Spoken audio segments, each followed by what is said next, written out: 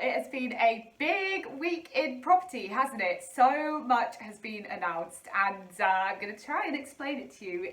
I've sat by my bar because it's a lot to take in. You might want to pour yourself a drink.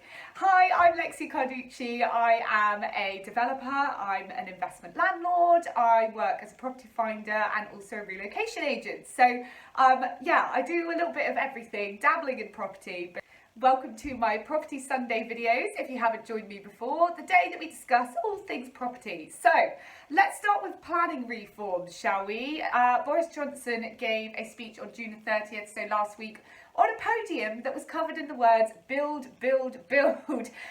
They are saying that this is the most radical reforms to our planning system since the Second World War, which is absolutely insane. So let's all take advantage of it, shall we? Let's see what it's all about. So in a nutshell, it basically means it'll be easier to convert commercial into residential by permitted development rather than applying for planning permission. Nice and straightforward.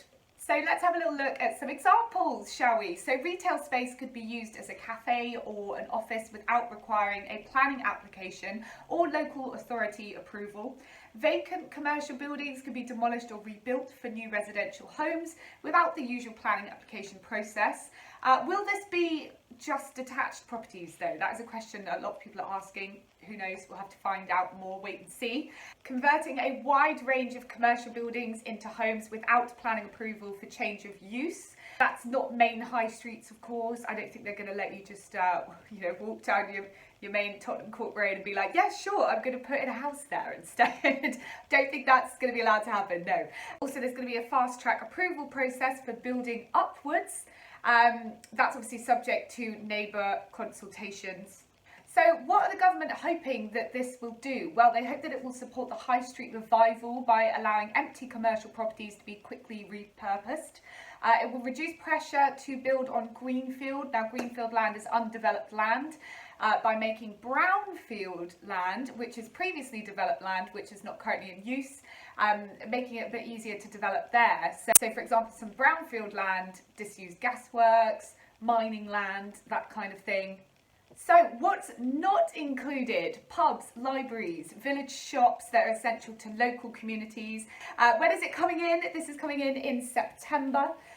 When are we expecting to know more? Because of course all the full details haven't been announced, but there will be a planning policy paper later on in July. So of course keep you updated with what's going to be in that. So what about the pros and cons to all of this then? So pros, people are saying it's going to generate employment opportunities, of course, create much needed new homes. Well, we're always after new homes, aren't we? So anything that we can build to make new homes is always going to get a thumbs up.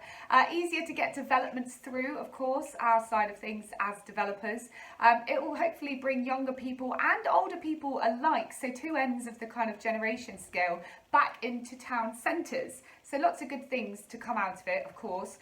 Cons, what are the downsides that people are saying? So there's a concern for a lack of regulation, which could turn developments into, a lot of people have used the word slums, low quality, unsustainable, overcrowded homes. I get that. So, examples of former offices being kind of maxed out to put in tiny little flats of like 13 square meters, which is insane. People are saying there's lower environmental standards and less wildlife protection. Now, all these things are coming from developers being greedy, aren't they? Always like to get the most out of it. Of course we do. But there are some things that maybe we should be thinking about as developers. So what can we be doing? So ensuring quality of living, safety, high standards are met, looking at eco-friendly and green living options. That's a big thing nowadays and such a big pull for all these new developments. And it's perfect timing because look what Rishi just announced on Wednesday, the Green Homes Grant. Now, there's nothing to say at the minute whether new developments are going to receive this, or at least I can't find that at all. If there is a rule around that, please do let me know. If I'm going to say I doubt it. Otherwise, I think they would have made that pretty clear. So as new developments probably aren't going to be able to access this. Who knows? Maybe they will. We'll have to wait and find out. So the Green Homes Grant, basically £5,000 voucher loans for energy saving changes in homes. The fact that they've used the word changes there is again another little clue that they're probably not going to allow this for new developments, but like I said, who knows. So you can apply from September. Examples of what this means: loft and wall and floor insulation, eco-friendly boilers, double glazing, triple glazing, low energy lighting, energy efficient doors. Yeah, there's quite a few things that are on that list. So that's for whether you're living in a house yourself, your own home, or landlords. This is a great thing for landlords. Great little incentive to update our homes, isn't it? Which is great. The government will pay at least 2/3 of the cost of home improvements that save energy up to that value. So it's not like you're going to get £5,000 in cash, unfortunately. Now, if that wasn't enough to take in, the list keeps going. We've also got reduced stamp duty land tax rates. That's quite a mouthful to say in one, isn't it? So residential properties, if it's your main home or a first-time buyer, purchased from the 8th of July to the 31st of March 2021. So quite a long time to try and get stuff through. Up to 500,000, you're paying 0%, which is incredible. The next 425,000, so that's up to 925,000, 5%. The next 575,000, so that takes it to 1.5 million, 10%, and then anything above that is 12%. So if you own additional properties or multiple properties, you will still need to pay an extra 3%, but you can still take advantage of these new revised rates. Guys, I suddenly had a thought after I did this video, so I came back here and set it up again because I thought sometimes it's just really nice to have an example, isn't it? And things start to make a little bit more sense when you've actually got an example. So I wrote a couple of things down. Let's take the price of £900,000. If you're buying a property for £900,000, this is for people who've got multiple properties, so we're always adding the extra 3% stamp duty on. So before, how the stamp duty land tax was calculated, up to 125,000 you'd pay 3%, so £3,750. Then the other 125,000 up to 250,000 you'd pay 5%, that's 6,250. And then for the other £650,000, so that's between 250 and 900,000, 8%, which is £52,000.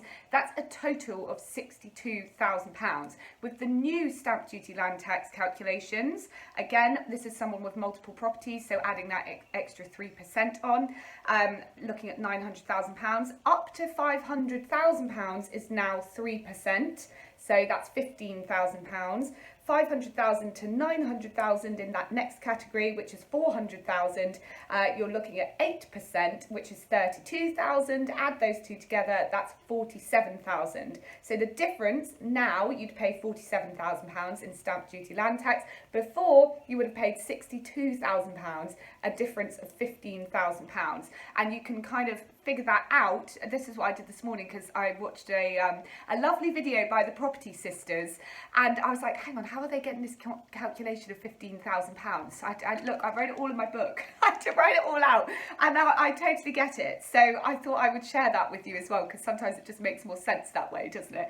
So looking at £500,000, if you were buying a property at £500,000, again, if you've got multiple properties, adding that extra 3% stamp duty. So if you bought a property for £500,000, up to 125,000, you've got that 3%, 3,750. The next 125,000 up to 250, 5%, £6,250, and then the extra £250 between 250 and 500, that's 8%, so that's £20,000. Whereas now, up to £500,000, you're paying 3%, so that's £15,000. So before you were paying 30,000, now you're paying 15. It's a saving of 15,000 or thereabouts, very, very close too. So I hope that made a little bit more sense by looking at a couple of examples there. And again, yeah, comment below with your thoughts. Do you like this? Do you think this is a good thing? And what negatives are going to come out of this? Let me know. It's great to start a conversation, isn't it? And I will see you next Sunday. Who knows what this week's going to throw at us? Have a lovely week.